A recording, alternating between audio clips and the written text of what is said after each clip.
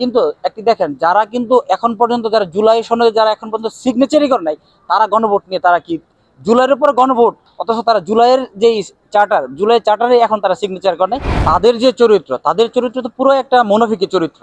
আমরা যদি 17 অক্টোবরের দিকে দেখি, যখন যখন জুলাই চার্টার যখন সিগনেচার করা হয়েছিল জাতীয় সংসদের ভবনে, তখন তারা কি বলেছিল যে পিআর ছাড়া কোন নির্বাচনে তারা অংশগ্রহণ করবে না।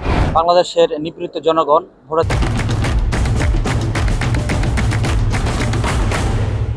অধিকার বঞ্চিত জনগণ বিগত 15.5 বছরে অবাধ, সুষ্ঠু এবং নিরপেক্ষ পরিবেশে কখনই তাদের যে নাগরিক অধিকার তথা সবচেয়ে বড় রাজনৈতিক অধিকার জাতীয় নির্বাচনে তারা ভোটাধিকার প্রয়োগ করতে পারেনি। সেই থেকেই কিন্তু হাসিনার বিরুদ্ধে, হাসিনা যে ফেসিস্ট হয়েছিল, সে কিন্তু ডাকসু নির্বাচনের অধিকার কেড়ে নিয়ে কিন্তু সে ফেসিস্ট হয় না। সে যখন জাতীয় অধিকার আমাদের জাতীয় নির্বাচন আমাদের সারা বাংলাদেশের মানুষের ভোটাধিকার যখন সে কেড়ে নিয়েছিল, তখন সে ফেসিস্ট হিসাবে সারা বাংলাদেশে এবং বিশ্বের মানচিত্রে সে পরিগণিত হয়েছিল। বাংলাদেশের মানুষ জুলাই এবং আগস্টের রক্তাক্ত অধ্যায়ের পরে সবাই উন্মুখ ছিল যে তারা তাদের ভোটাধিকার ফিরে পাবে, অধরা গণতন্ত্র তারা ফিরে পাবে, আইনের শাসন এবং শোষণ তারা ফিরে পাবে। কিন্তু কিন্তু অত্যন্ত দুঃখ এবং পরিতাপের বিষয়, এই রক্তাক্ত অধ্যায়ের পরেও যেই সংগ্রামটি বিএনপি সহ দেশের গণতান্ত্রিক রাজনৈতিক দলগুলো বিগত 15.5 বছর অকাতরে চালিয়ে গিয়েছিল, সেই জিনিসটাকে সম্পূর্ণ উপেক্ষা করে তারা ঠুনকো ছোটোখাটো যেই গণভোট নামক এক প্রহসনের মাধ্যমে দেশের গণতন্ত্রকে একটি অনিশ্চিত ভবিষ্যতের দিকে তারা ঠেলে দিচ্ছে। বিএনপি সহ আমরা সবাই জুলাই এবং আগস্টের যে অধ্যায় ছিল, সেই অধ্যায়ের প্রতি আমরা সবসময় ইতিবাচক এবং সহনশীল। আমরা কিন্তু কখনোই কি বলা এটা গণভোটের আমরা কিন্তু বিরোধিতা করি নাই। কিন্তু একটি দেখেন যারা কিন্তু এখন পর্যন্ত যারা জুলাই সনদে যারা এখন পর্যন্ত সিগনেচারই করে নাই, তারা গণভোট নিয়ে তারা কি জুলাইয়ের উপর গণভোট, অথচ তারা জুলাই চার্টারে এখন তারা সিগনেচার করে নাই, কিন্তু তারা গণভোট নিয়ে গো ধরে তারা বসে আছে। এই জায়গা থেকে বিএনপি এবং বাংলাদেশের অধিকাংশ সাধারণ মানুষ মনে করছে কি যে এখানে তাদের একটা দুর্বিসন্ধি রয়েছে। কি সেই দুর্বিসন্ধি?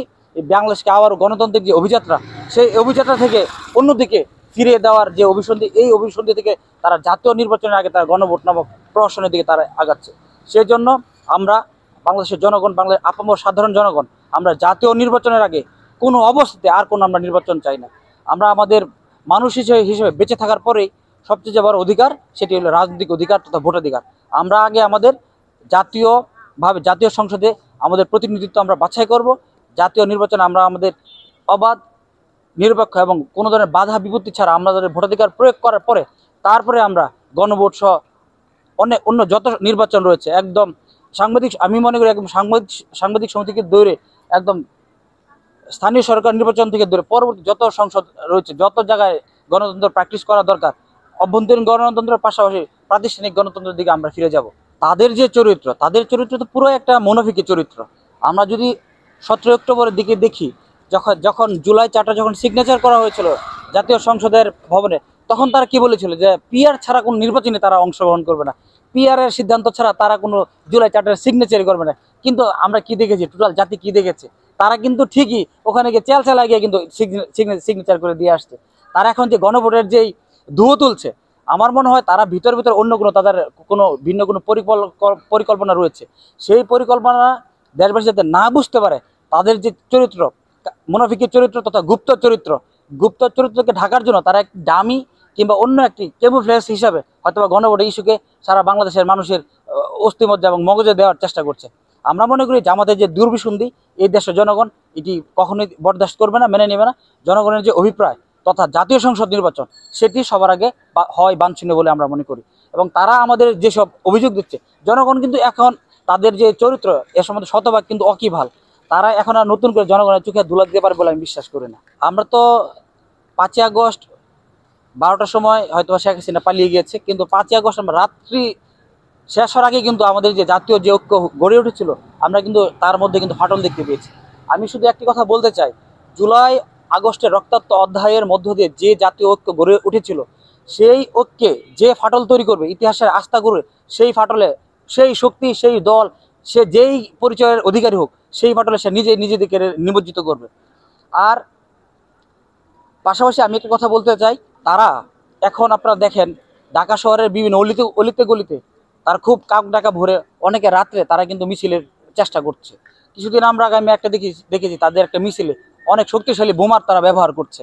আমরা মনে করি এই যে আমাদের যে ঐক্য, আমাদের জাতীয় নেতৃবৃন্দ তারা অনেক বক্তব্যে একটি কথা প্রায় বলেন, আমাদের মাঝে রাজনৈতিক মত ভিন্নতা থাকতে পারে, আমাদের মাঝে আমাদের আদর্শিক ভিন্নতা থাকতে পারে, কিন্তু বাংলাদেশের প্রশ্নে, স্বাধীনতা সার্বভৌমত্বের প্রশ্নে কিংবা ফেসিবাদের বিপক্ষে আমরা যাতে সবাই এক এবং অভিন্ন থাকি।